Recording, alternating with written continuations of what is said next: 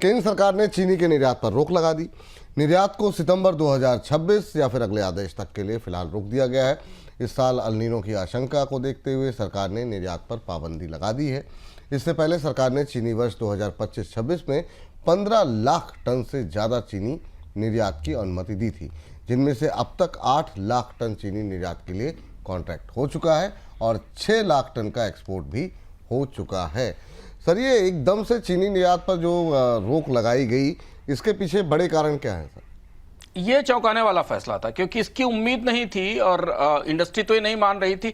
उसे 15 लाख टन के निर्यात की अनुमति मिली थी, बल्कि कई सारे निर्यात के सौदे कॉन्ट्रैक्ट एडवांस स्टेज में हैं, कई सारे एक्सपोर्ट कॉन्ट्रैक्ट इंप्लीमेंटेशन में चले गए, यानी उनके लिए ग्राहक मिल गए हैं और उन्हें आपूर्ति शुरू की जा रही है।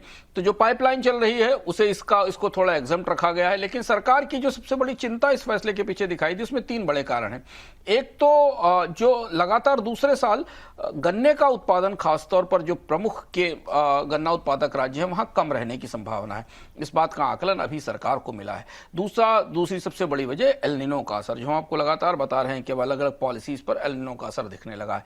सरकार को लग रहा है कि मानसून कमजोर रहेगा। मौसम विभाग ने भी कहा है कि सामान्य से कमजोर मानसून रहेगा और इसका असर फसलों पर पड़ेगा, खासतौर से गन्ने की फसल पर पड़ेगा। इसलिए इसमें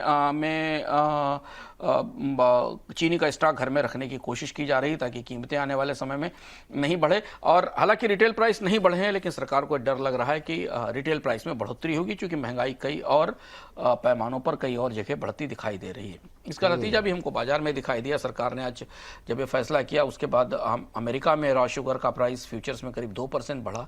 लंदन में व्हाइट शुगर के फ्यूचर्स में 3% की बढ़ोतरी दिखाई दी, क्योंकि भारत एक बड़ा शुगर एक्सपोर्टर है और सप्लायर, और भारत की चीनी अब बाजार में नहीं पहुंचेगी।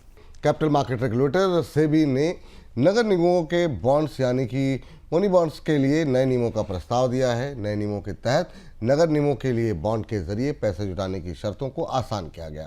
हालांकि ये जरूरी भी किया गया है कि बॉन्ड जारी करते समय ब्याज, रीपेमेंट, जरूरी डिस्क्लोजर और पूर्व में हुई किसी भी तरह की रीस्ट्रक्चरिंग की जानकारी स्पष्ट तौर पर दी जाए।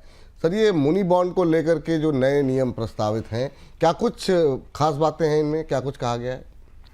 भारत में म्यूनि बॉन्ड या म्युनिसिपल बॉन्ड जो नगर निगम जारी करते हैं, धीमे धीमे रफ्तार से आगे बढ़ रहे हैं। पर यहाँ 2 बड़ी चुनौतियां थी जो दिखाई दे रही थी। एक तो ये था कि जो रिफाइनेंसिंग ली जाती थी, लोन का रीपेमेंट बढ़ाया जाता था, बॉन्ड का रीपेमेंट बढ़ाया जाता था, ब्याज दर भुगतान के बारे में जानकारी होती थी, वो स्पष्ट नहीं थी। और दूसरा ये पता नहीं होता था कि वर्किंग कैपिटल के लिए म्युनिसिपैलिटी ने कितना पैसा लिया है। इशू की पारदर्शिता के कई सारे सवाल थे, जिस स्ट्रक्चर को ठीक करने की कोशिश सेबी ने की है। अगर आप 31 मार्च तक का आंकड़ा देखें, जो मुझे दिखाई दे रहा है, केवल 22 म्युनिसिपल कॉर्पोरेशन ही बाजार में आ पाए हैं और उन्होंने 4,540 करोड़ रुपए के आसपास उठाए हैं। 31 म्युनिसिपल बॉन्ड 2015 से अभी तक भारत में जारी हुए हैं। तो इस हिसाब से म्युनिसिपल बॉन्ड का बाजार, जिसकी उम्मीद की जा रही थी जितना बड़ा होना चाहिए, उतना बड़ा कभी भारत में हो नहीं पाया। जबकि म्युनिसिपल बॉन्ड भारत के बॉन्ड मार्केट के सुधारों में सबसे पुराना सुधार था, जिसकी शुरुआत भारत के उदारीकरण के दूसरे के शुरुआती चरण में, जब एनडीए की पहली गवर्नमेंट थी, उस दौरान इसकी इजाजत दी गई थी। लेकिन तब से अभी तक म्युनिसिपल बॉन्ड्स का मार्केट बड़ा होकर तैयार नहीं हो पाया है। तो सेबी की कोशिश यह है कि मिनिमम फेस वैल्यू की प्रक्रिया थोड़ी ठीक की जाए, जो ट्रांसपेरेंसी के नियम हैं, जो व्यवस्था हैं, उन्हें बदला जाए। जैसे कि 10,000 या 1 लाख रुपए की म्युनिसिपल डेट सिक्योरिटी की फेस वैल्यू के नए नियम तय किए गए हैं।